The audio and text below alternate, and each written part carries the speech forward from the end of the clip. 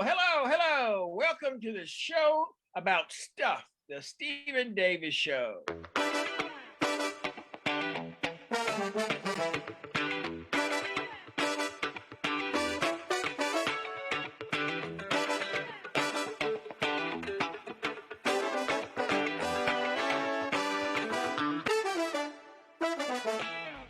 Welcome to a podcast show about stuff. It's the show about stuff, the Stephen Davis Show.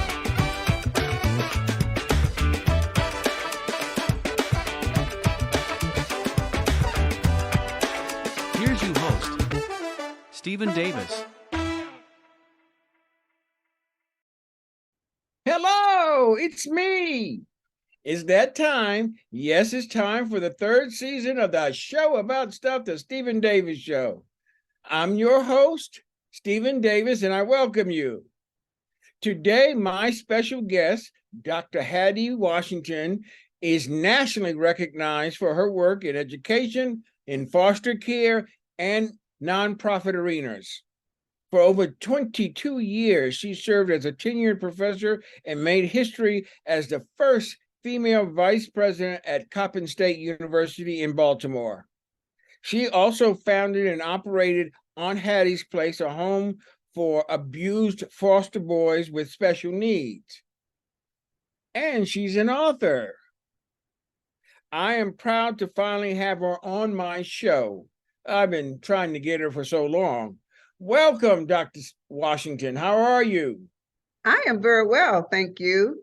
Had a wonderful Labor Day weekend, but I was laboring in the kitchen cooking for my family. So there's no rest for the cook. I see from the background, you have such a beautiful home. Wow. Thank you. You don't live there by yourself, do you? Yes, I live here by myself. My granddaughters, big place. my granddaughters come over, they got their own room. And my daughter has her own room when she comes down from Maryland, and my son. Okay, So I understand. This is like a family legacy house. Okay. It's certainly, at least the little I've seen, it's certainly a very beautiful house, and I congratulate you for that. It's a blessing, particularly since I lost my house in Maryland because I put my house up for collateral to build the boys' home. And when they decided to close 67% of the group homes in the state of Maryland, my brand new house is one of the ones they closed. We had only been open 3 years. It took us 6 years to build this $4.5 million foster boys home with a swimming pool, tennis court. It was the model, not only of the state, but the nation. Oh, wow. We're going to talk about that a little bit later on. Okay. I want to first get started with you. Where were you born at? I was born in Norfolk, Virginia. You're a Virginian. Yeah, Norfolk, Virginia. And my mother died when I was 3. Okay. Do you remember your mother?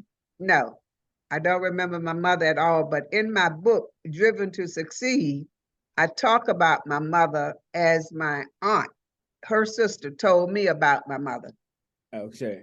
And so I talked extensively about my mother and her characteristics. And because a lot of people say, you look like your mother, you walk like your mother, you act like your mother. So I want to know, what is it about my mother that I walk like her, I talk like her, I act like her?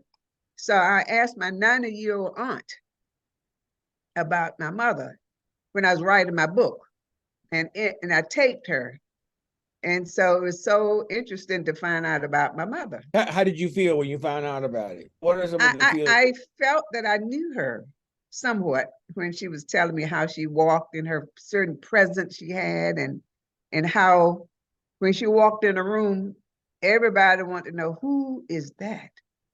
And she had this characteristic that you're not antisocial, it's called asocial, meaning that you can be by yourself just fine.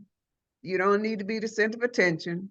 Or when people talk to you, you're just as friendly, and people say, oh, I thought she was stuck up. I thought But some people got to be the center of attention.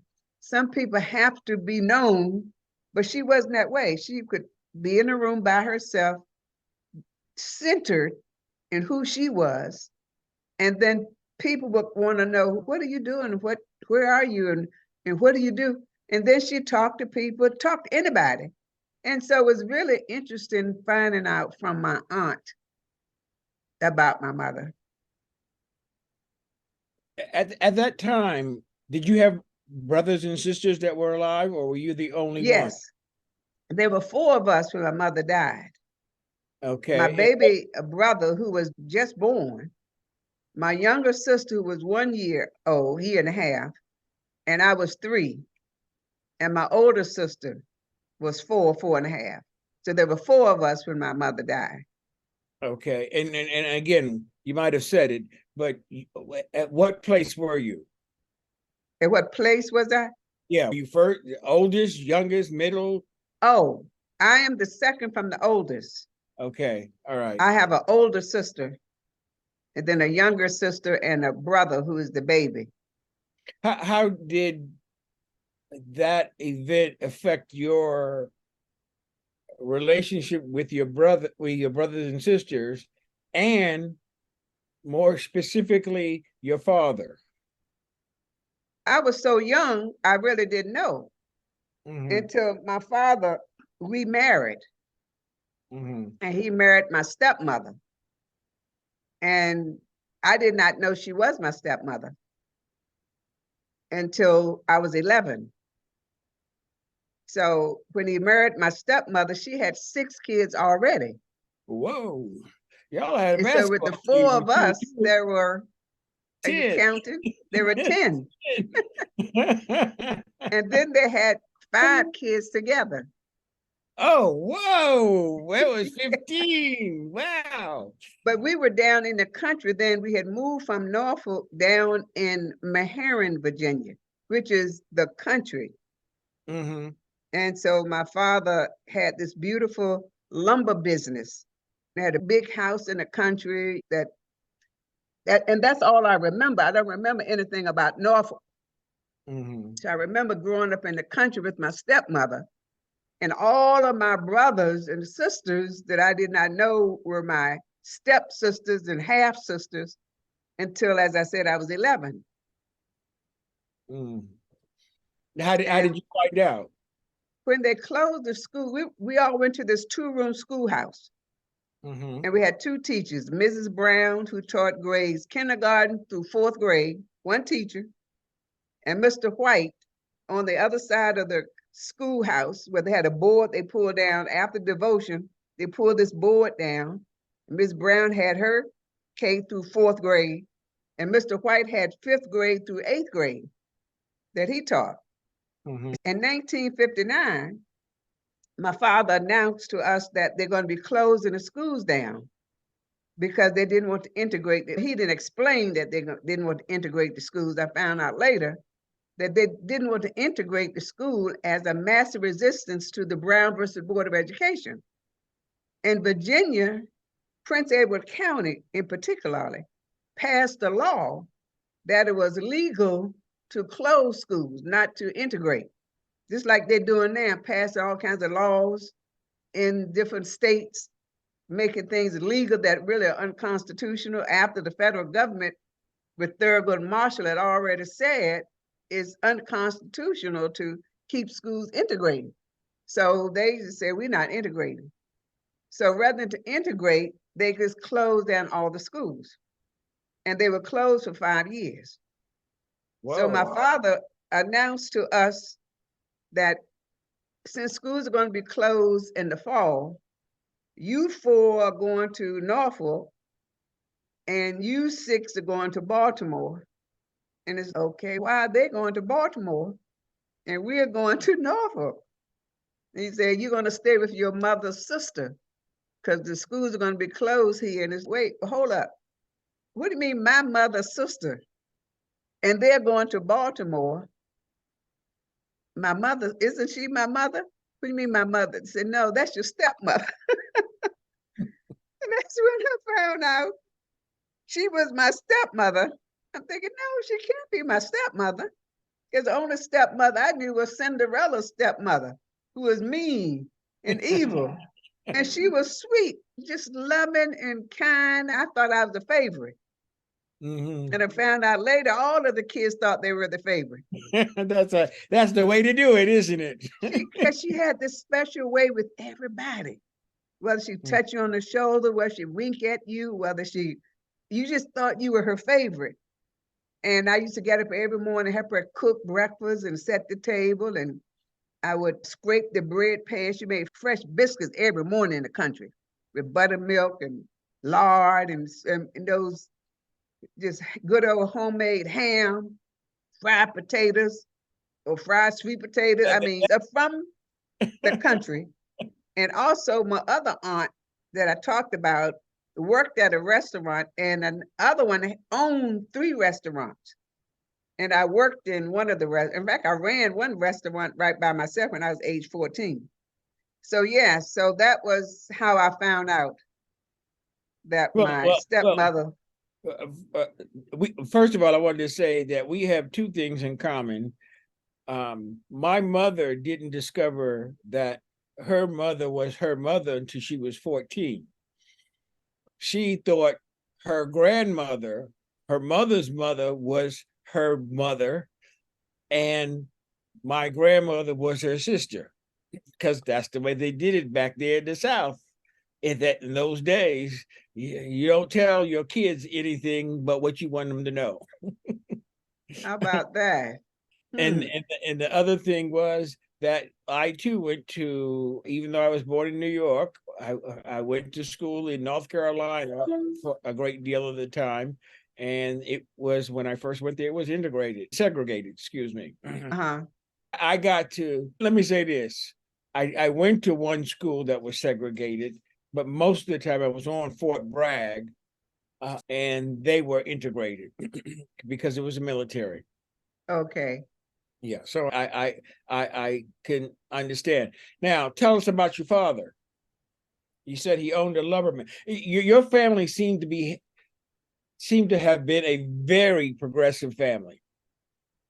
You didn't know it then, but my father was one of the few Blacks that was allowed back in the day to have a business, because many of the Blacks in that area, country town, worked for him. He had a lumber business. He had all these long trucks and the pickup trucks and the short trucks, and he had what they call a tractor loader, where you would load the tractor on the back of a flatbed truck. And a lot of all these guys would meet down at my father's house in the morning. They would park their cars out in the field, and they would all get into the trucks and go out wherever they would cut lumber. So it had a very thriving lumber business, and most of the Blacks, as I said, worked for him, and many whites worked for him. And my father, being the smart guy he was, decided, they used to go up in town, Maharan, they had a general store that sold gasoline, and you can go in and buy your honey buns and your soda and potato chips. And all of his guys would go up and buy their lunch in this store in the town.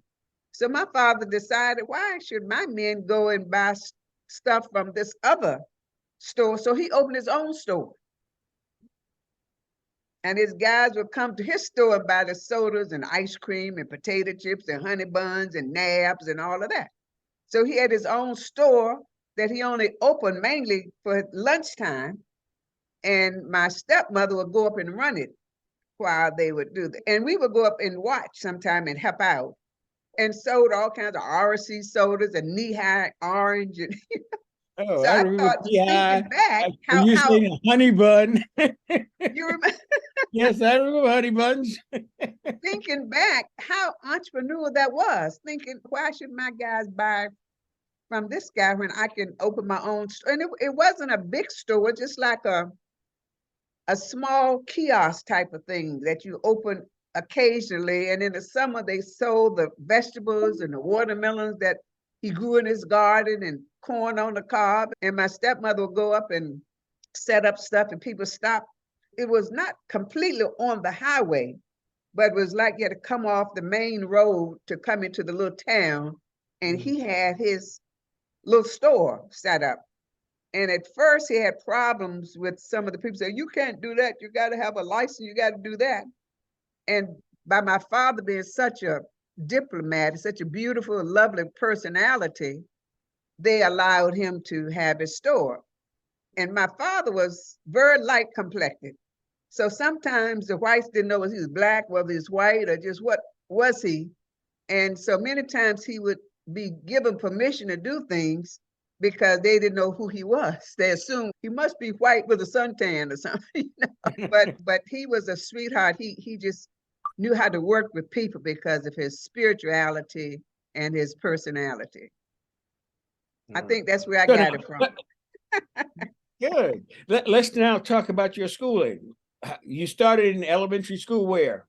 In down in Meharry, where they closed the schools. I went from, I wouldn't say officially kindergarten because my birthday's in October. Okay. So I was supposed to wait a whole year before I could go to school. But Miss Brown just say, let her come on to school. And I would sit there and listen, but I wasn't officially in kindergarten. So when I started next year, I went straight to first grade. So I started in Miss Brown's classroom, K through 4th. And I stayed there until I was in the 5th grade. I was 11. And that's when they closed the schools when I was 11. Mm-hmm. And then that's when my father announced we were going to Norfolk to stay with my mother's sister. So how did you two-room schoolhouse. Was it school in Norfolk a two-room schoolhouse? Oh, I went from a two-room schoolhouse to a huge school with bells ringing and all these kids passing in the hallway. I was a fish out of water. Because we had the bell in the country, you go out and ring the ring, and everybody knew it's time to come in from recess, right? But you in Jaycox Middle School in Norfolk, and all these kids, all these classrooms, and all these teachers, it was a culture shock. How long did it take you to get used to it? Just like any kid, you get used to it, but I didn't know then that I had a fear of making friends. I didn't want to make any friends. And I didn't smile. And the photographer who would come to take the picture every year, he thought he was the best photographer. He had everybody smiling.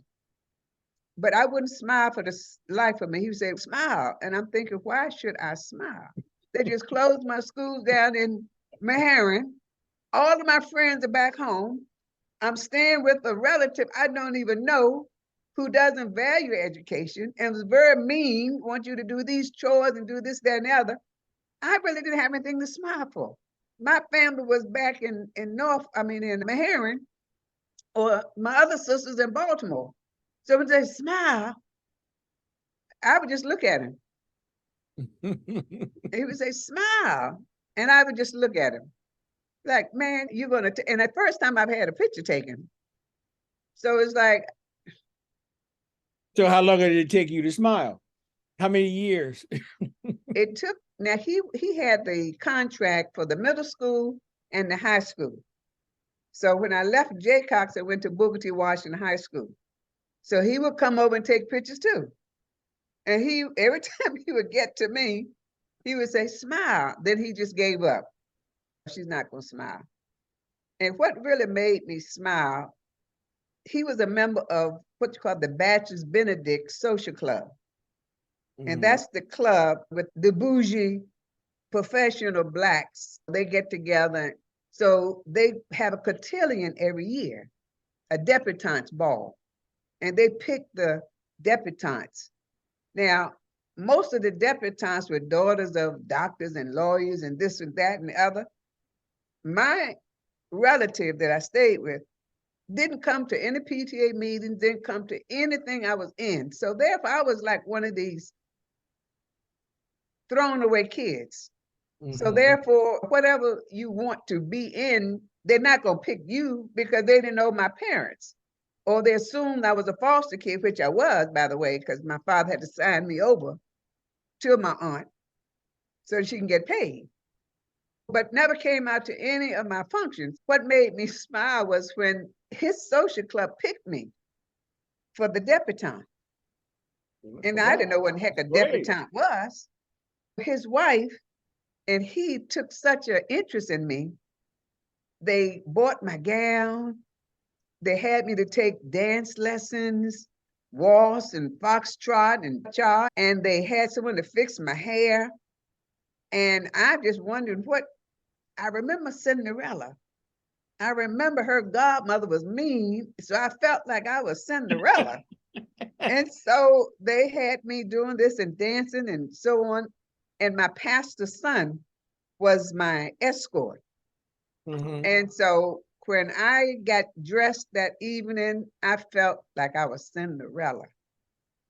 And when I walked in there and he was taking pictures of all the debutantes, when it got to me, he didn't have to say smile. That's a great story. That was a great story. That's a great story. I mean,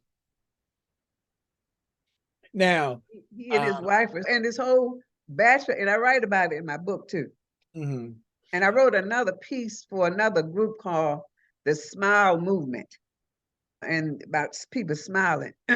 So I wrote a piece and I talked about that in that piece.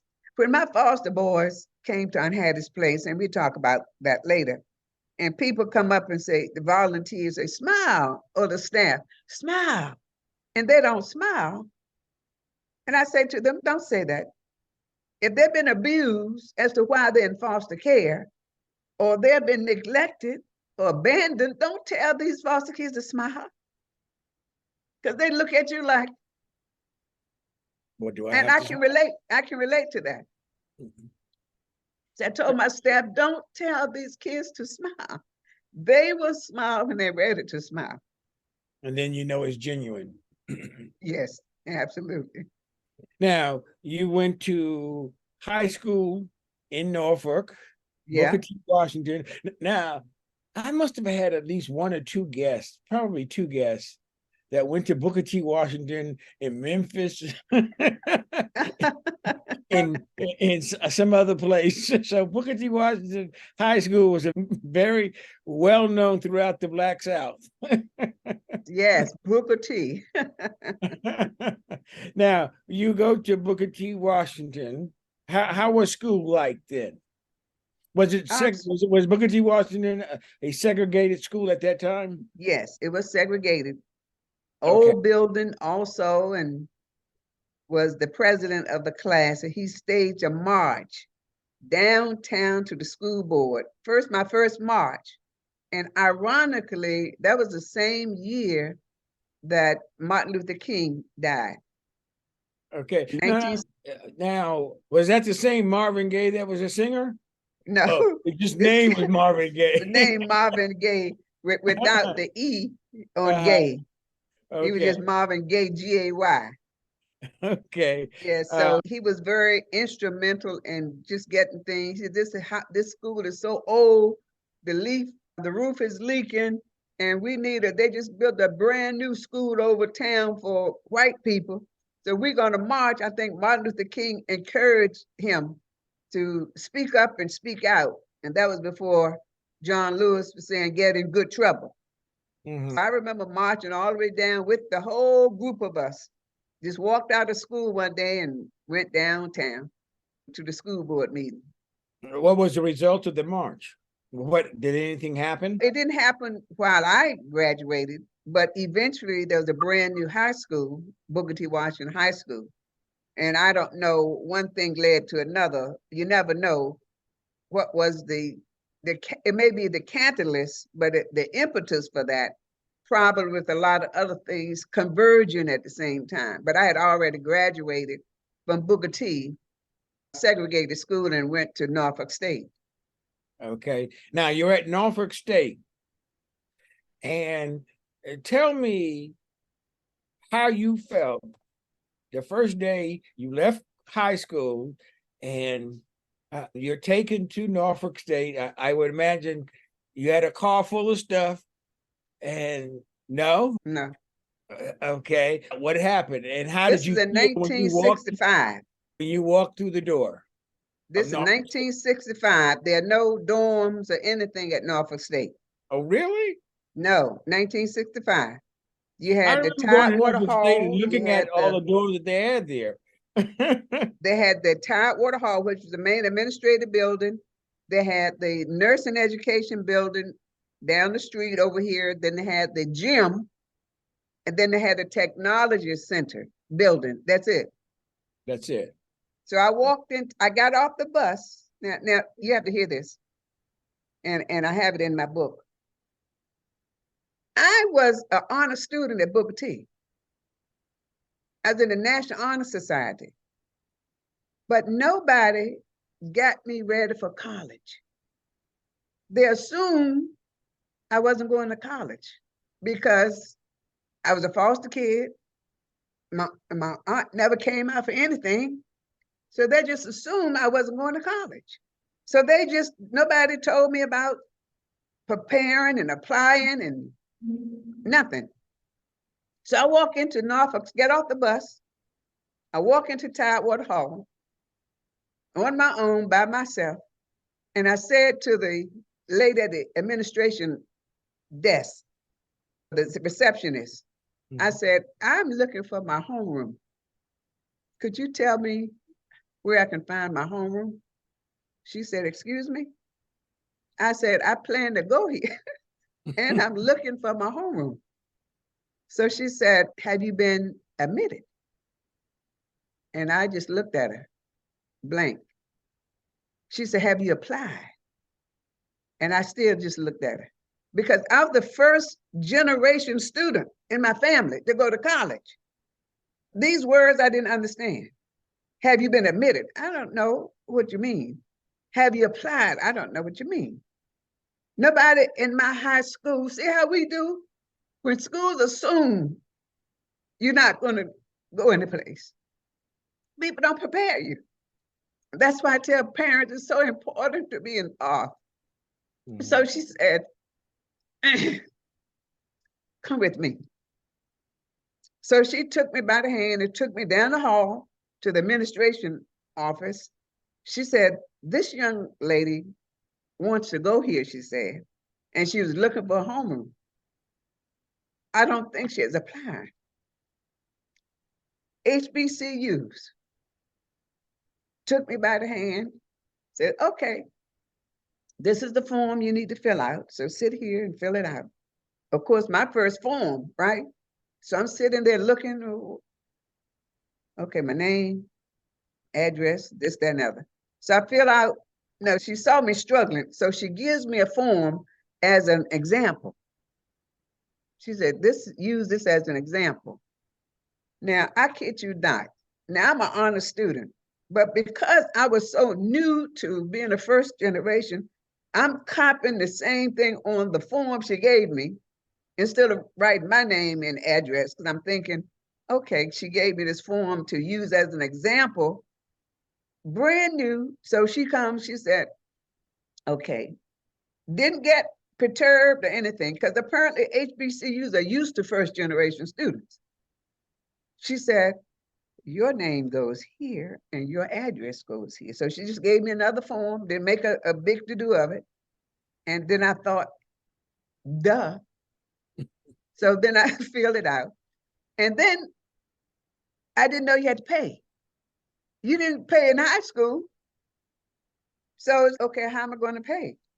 So she said, here's another form you need to take home and let your aunt fill it out, W-2 form, and let us see what you qualify for.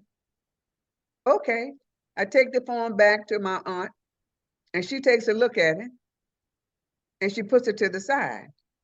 I said, I need to take that back tomorrow. She said, I'm not filling that form out. I'm not telling those people my business. I'm thinking, business? I went back and told them, I said, my aunt just said she's not filling it out. Okay, no problem.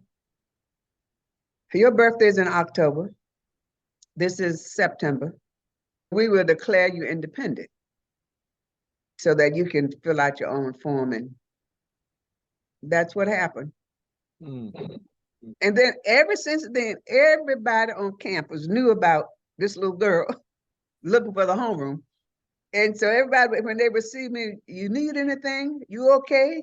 What you need? And ironically, the high school principal in Farmville, Virginia, you remember I told you I'm from Maharan. Mm-hmm. Farmville is where they had the strike of the Moulton High School, the R.R. Moulton High School, when the kids walked out in 1959 Mm-hmm. because they wanted better facilities. And that led to the Brown versus Board of Education. The NAACP said they would get involved, helping them to get a new school building if they would be part of the plaintiffs for the Brown versus Board of Education. So they became part of the Brown versus Board of Education. That was in 1951 when they struck, but they took them 8 years for the whole law to become effective, the Brown versus Board of Education in 1959, and when they decide that we're not going to integrate. So therefore, the high school principal of the Farmville R.R. Moulton High School, when they closed the schools in 59, when I went to Norfolk State, he was teaching at Norfolk State.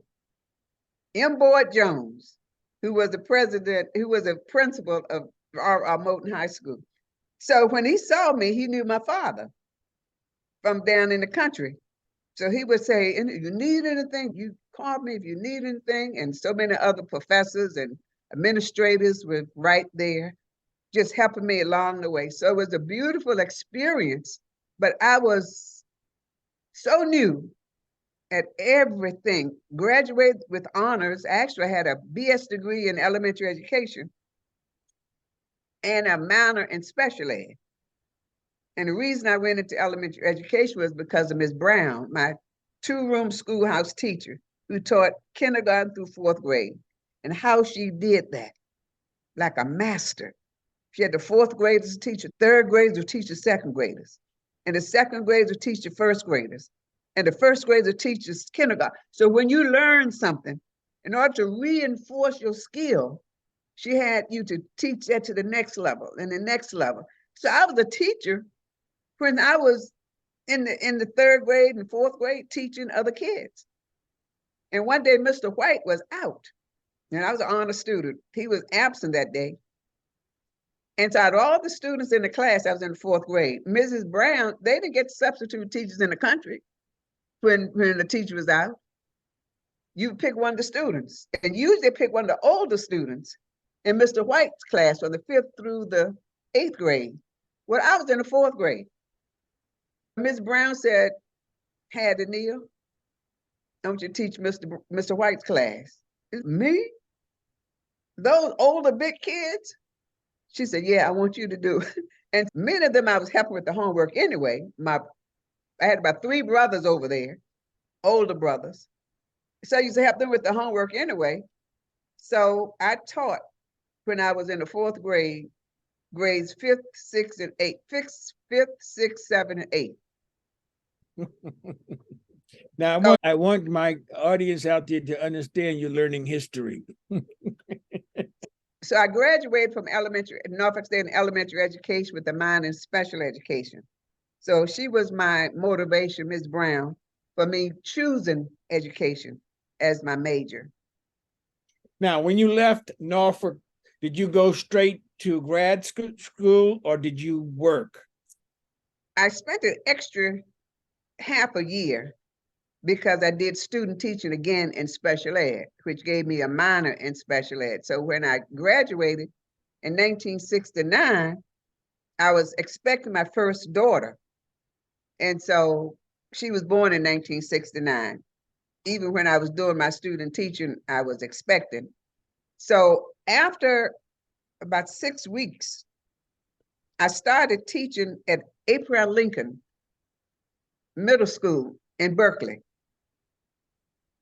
And they knew about my reputation, a good student and special education major, and they needed a special ed teacher badly for these supposedly bad special education kids. So the principal said, "We'll pick you for our teacher. So we need you to start right away." Now, my daughter was born September 30th, after school had already started. So I said, "I can't start because I hadn't planned to go back to maybe January or the spring." Says, "No, we need you now. We need you to come." I said, "Oh no, I'm not leaving my baby with this anybody." Yeah, they said, "You can bring the baby." I said, "Bring the baby? Bring the baby in the carry-on. You can bring your baby to the classroom." It's, whoa, what kind of kids are these? They want me so bad I can bring the baby. I think it's like, she was born in September. I think I started like the first week of December, because I remember I was there for Christmas for the kids. And I took her in a carry-on and took her back to school. And boy, as soon as I walked in the door, the teachers would come and get her. And she would be all over the school. And I said, "Where's my baby? Where's my baby? It's time for me to feed her. Where's my baby? I got to change her." Oh, the teachers had her all over school. And my kids, my special ed kids, that's supposed to be bad kids, oh, they got upset. They said, "Where's that's our baby." And the people got it all over. So we want our baby, not these bad kids. So I had to start letting the teachers take my daughter after my boys. And it had all boys in that class except one girl, Danita. But all of the other special ed kids were boys. But they would behave. The only thing I would say is that you can't play with my daughter if I have any problems. I don't need any problems. And they would want to play with her. And at that time, I knew about germs, but I said, "You can't touch, you got to wash your hands, and then don't touch her, just talk to her." And boy, they do more baby talk. "Oh, baby, blah, blah, blah, blah, blah." But that was really a wonderful experience with going back to work and being able to take your kid and taking care of your kid during that time, and to meet and reach these special ed kids that were supposed to be behavior problems. And I had no behavior problems out of these kids. Now, how long did you teach in at that school in that area? I taught Abraham Lincoln the rest of that year and 1 year after that. Okay. And after that, they were going to integrate the schools. And I was chosen to go to, oh gee whiz, I think it was Lakeview. I can't remember the name of the school, to be the first African-American teacher to integrate that school. Now, mind you, I told you I had to do 2 student teachings, actually 3, because I did student teaching again in special ed. But one of my 2 elementary education student teachers, I did one in a white school and one in a black school with a lovely lady, Mrs. Lucinda Smith. I lived in Ellen J. Gardens. It was my black teacher. And then the white teacher, Mrs. Hazel Reynolds. I remember her, all white school. And then, so when I was promoted, you call it chosen to integrate the school, it was, oh gee, I think it was something had lake in it. And so I did that for 2 years. And then I went to another school to be the learning center resource teacher, where you get all the behavior problems in the school, Roberts Park Elementary School. And my pastor's son, that other son, not the one who danced with me for the debutante, the other son was the principal of that school. And so he had selected me for the learning center specialist because of my success in reaching special education kids.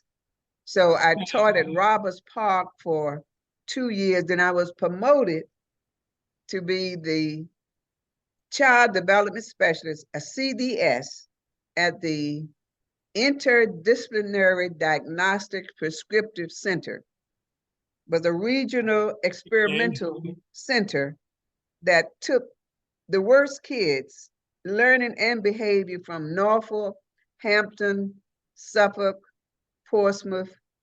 There were 5 different areas. They would have all these kids bust into the center, and we would keep them for 6 weeks, diagnose what their learning behavior problem is, write a prescription, test the efficacy of the prescription in that center, and have teachers, the home teachers, to come and watch what you're doing to reach these kids. And then you send the kids back to their home school with a prescription. So that was, oh my God, that was, talking about challenging. Kids come in kicking and screaming and fighting the teacher, cursing the teachers, and in 6 weeks, we're supposed to diagnose the problem, test the efficacy of your diagnosis and all the classrooms were labs. In other words, you had one-way mirror on 2 sides of the classroom where people are watching you, you don't know they're watching you. Or the media will be there watching. You see yourself on the news in the evening, they're talking about you, and you say, whoa, what? You were like in a fishbowl, where you handle these kids, the way you talk to these kids, and what worked for you. That was the Interdisciplinary Diagnostic Prescriptive Center, and I was a CDS at that, Child Development Specialist. And I stayed there for 2 years. And Okay, then at that time, before you go on, I want to ask a question. What was, in your mind, the difference between the 2 schools that you went to, the white school and the black school that you taught at? The difference? Yes. I felt, again, in the fishbowl, I felt that everybody was watching you. The students were just looking at you. And Mrs. Reynolds was very sweet. She would tell me, don't pay this with any attention, don't pay that with any attention. And the parents would be hesitant when they would come out and you would talk to them about the child. Because you soon forget that you're Black, you're a teacher. So you tell them what they need to do and what the parents need to do and so on. And after a while, the teachers, the parents, felt confident when I would give them strategies to do at home, and it worked. And I would tell them what they need to do, and it worked. And then they would like, okay, they tell other white parents, and they would come and say, we want our kid to be in your class next year.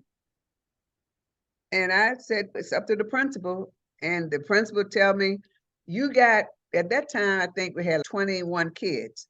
He said, you got a request for 25 kids, 28 kids, and you only can have, so you're going to have to pick. I said, I don't know these parents. They would pick the kids, and some of the parents would get upset. We want our kid in her class, and they're going to be in her class. You know how some people, they privilege, right? So they won't tell the principal that their kid's going to be in my class. And that was interesting to me, being a Black teacher in a white school, that all these, that the first years, we're just reserved. We don't know, she really knows what she's doing, but by the end of the first semester, and I'm just doing my thing. I'm just telling kids what they need to do and what you need to work on and what you need to do this. And I had the positive approach. Rather say what you can't do, tell them what you should do. And there are teaching techniques that I always use with Ms. Brown, where you don't say to ask kids who, what, when, where. You give them examples.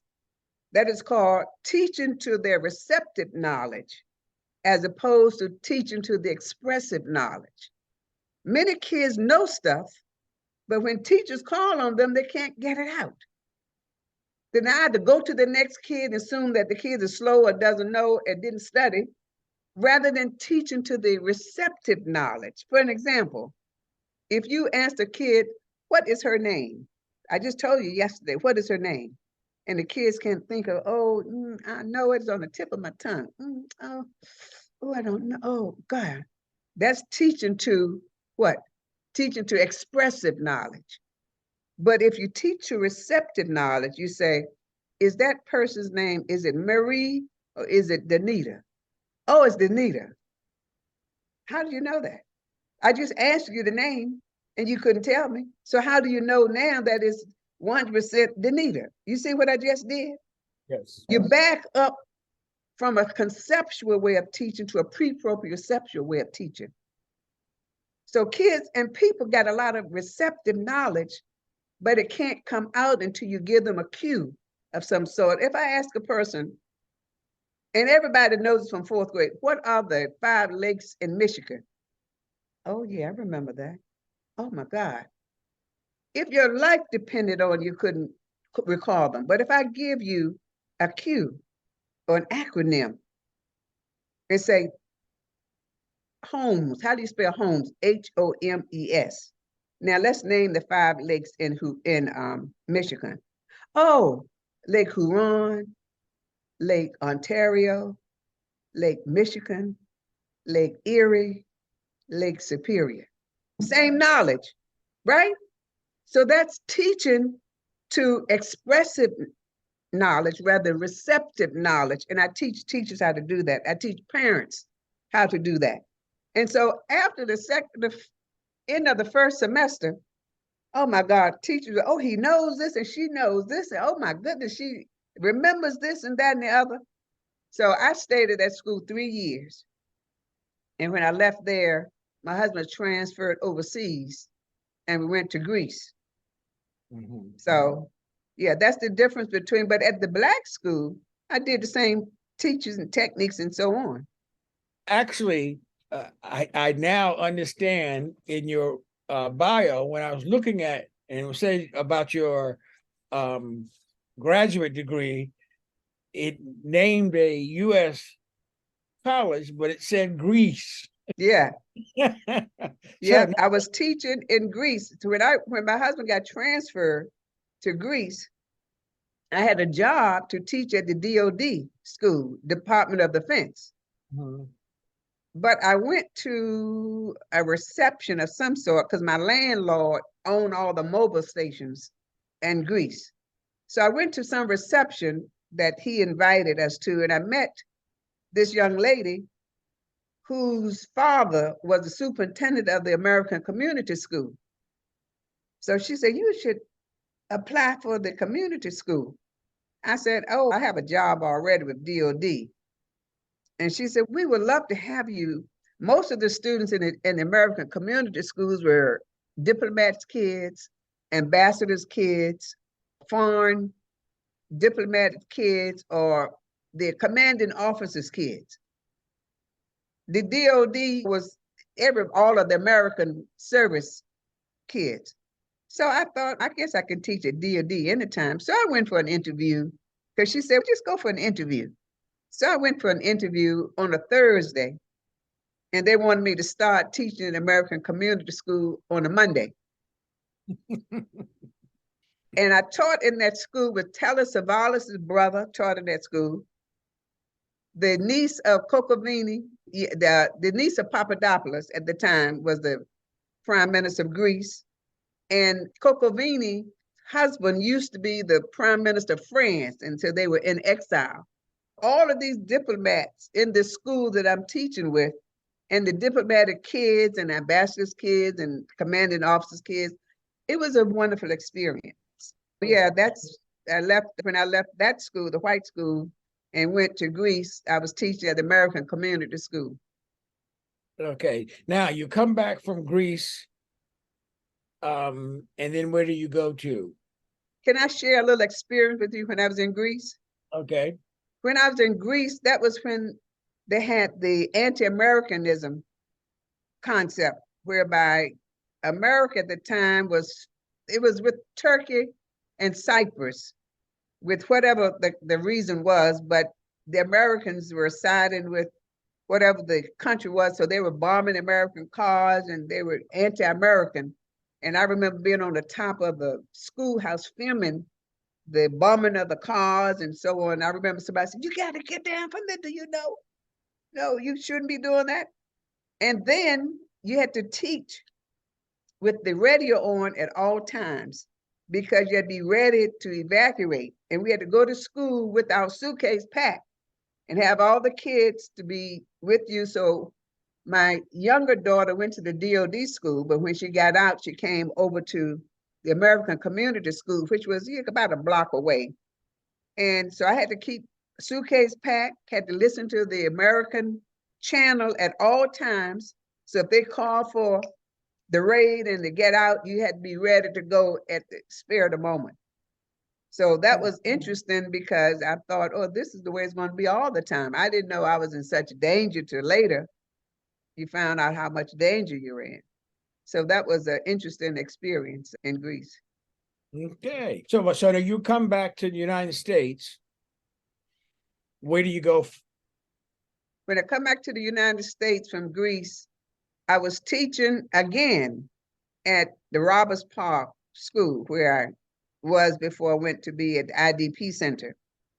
And I wasn't there maybe one semester because Norfolk State would send all of their student teachers to my lab because they heard about how I could take all these kids with all these problems and work with them. So I had 12 students and I had 10 student teachers in one classroom. Finally, my advisor from Norfolk State, Dr. Ruth Diggs, said, we want you to come to Norfolk State and teach because no sense us sending you 10 student teachers to watch what you're doing and you got 12 students.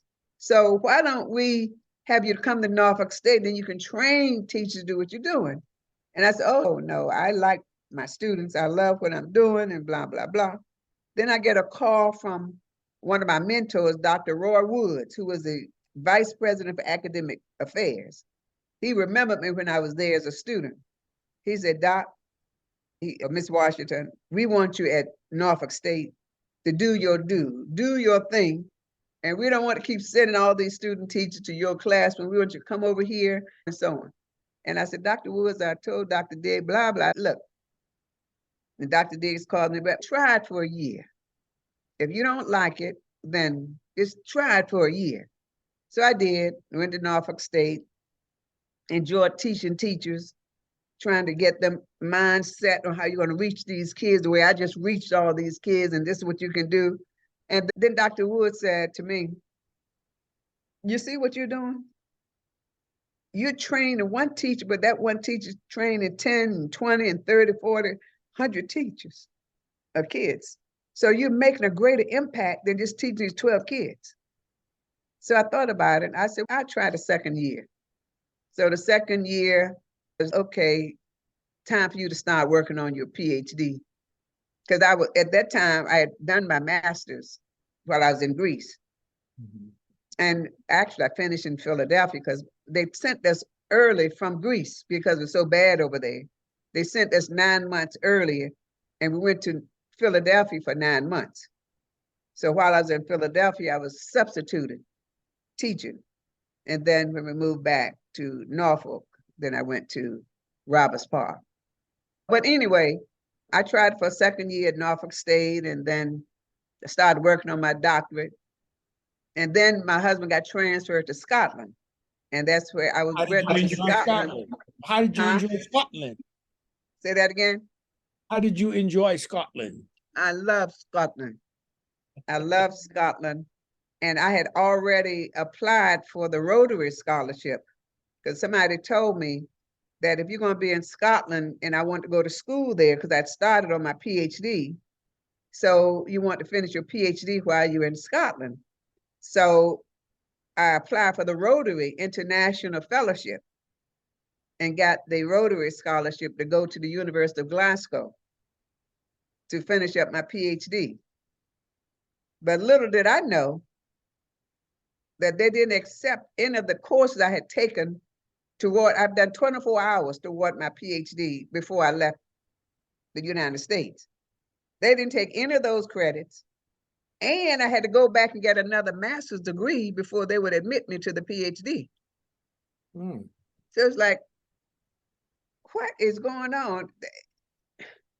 Since I was going to be there for 3 years, I could either sit and sulk and be upset. Well, what the nerve of them? They not got to do another master's degree. I just got started, got a master's degree in lit. The quickest and the fastest master's I could get was in M.Lit. I got that in 1 year. Then apply for the PhD program and start working on that. And the same thing happened in Scotland, anti-Americanism, whereby they didn't want the submarines, the American submarines in Holy Loch, Scotland. And there was a lot of discourse about the United States being in support of these submarines in Holy Loch, Scotland, and so on. And so they sent us away early as well, back to the United States. And I didn't finish my PhD, but I'd done all of my coursework with the exception of my dissertation. And then So you went to University of Maryland from there. went to University of Maryland and had to start all over at the University of Maryland. Oh no. They, You University of just Maryland, love school, didn't you? the University of Maryland wouldn't take any of my work I've done in Scotland at the University of Glasgow. So at that time, I had a job at the Maryland State Department of Education. Mm-hmm. I was blessed to, I have to tell you about that. I was supposed to go back to, I have to tell you this story. I was supposed to go back to Norfolk State because when I came back to the United States, president was waiting on me to come back. He told everybody, wait for Dr. Washington or Miss Washington to come back from Scotland. She's going to be in charge of the Dean's Grant and just wait for her to come back because we had gotten the Dean's Grant before I left and I was coordinating the Dean's Grant. So so I stopped by Baltimore because my father lived in Baltimore at that time. Mm-hmm. So at that time, the president of the city council, she was a council member at the time, running for president, stopped by my father's house campaigning. And so my father loved Mary Pat Clark was her name. So this is my daughter. She's a school teacher. I don't care what I did in life. I was always a school teacher, whether I worked at Norfolk State, it was a center, IDP specialist. This is my daughter, she's a school teacher. And so she's getting ready to go back to Norfolk, he said, because she's been in Scotland. So Mary Pat Clark said, no, we need her in Maryland. So I'm hearing all this. So she said, okay, before you leave, I want you to go down to the Maryland State Department of Education and ask for somebody and tell them I sent you. And I'm just thinking, oh yeah, okay. So I've been obedient. I just went down and first called. When I called, they said, oh yeah, Mary Pat Clark has already called. We want to come down and interview you. So I said, okay, because I got a job already at Norfolk State. So I went for an interview and they offered me a job. I said, oh, thank you very much, but I really can't take it. I'm just being obedient. No, we got you, and you need you here. And Mary Pat Clark said this, and so I called back to Norfolk State and said, "Thank you so much for holding the job for me, but I'm going to stay in Maryland and take the job at the Maryland State Department of Education." Of course, I was, "Oh no, you can't do that. We've been waiting for you to come back. We've been. So how much are they offering you?" And I said, "So much." "Okay, we'll top that." And I'm thinking, okay, they have been waiting for me, and I love Norfolk State. Okay, I think I just going back to Norfolk State. So I tell the Maryland State Department. Join us next week for part 2 to find out what Dr. Washington tells Maryland State. Okay, that's it for the show about stuff. Thank you so much. Thank you for having me. Thank you for tuning in this week. Hope you enjoyed this show about stuff. See you next time.